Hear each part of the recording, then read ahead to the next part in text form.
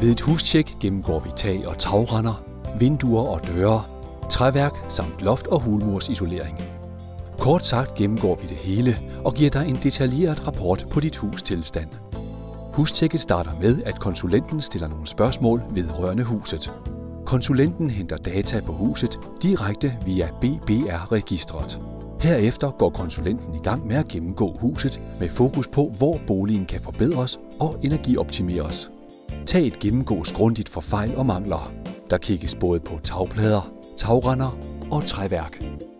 Loftisoleringen kontrolleres, og der tjekkes for eventuelle kuldebroer.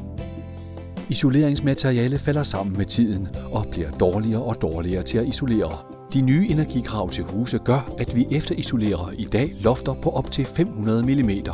Derfor kan det betale sig at efterisolere i mange huse. Hulmuren kontrolleres med et hulmurskamera.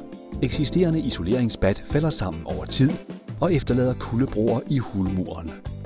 De fleste huse, som er 30 år eller derover, bør derfor få et nyt lag efter isolering.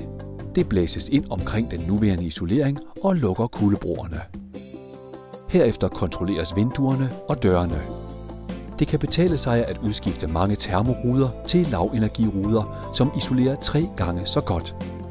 Efter gennemgangen fremlægger konsulenten den detaljerede rapport på huset, så kunden kan se, hvilken tilstand huset er i. Her får kunden et rigtig godt overblik over, hvilke muligheder der er for at optimere huset. Til sidst præsenterer konsulenten et konkret tilbud på de løsninger, som huset har behov for. Bestil et hustjek her på siden og få en detaljeret rapport.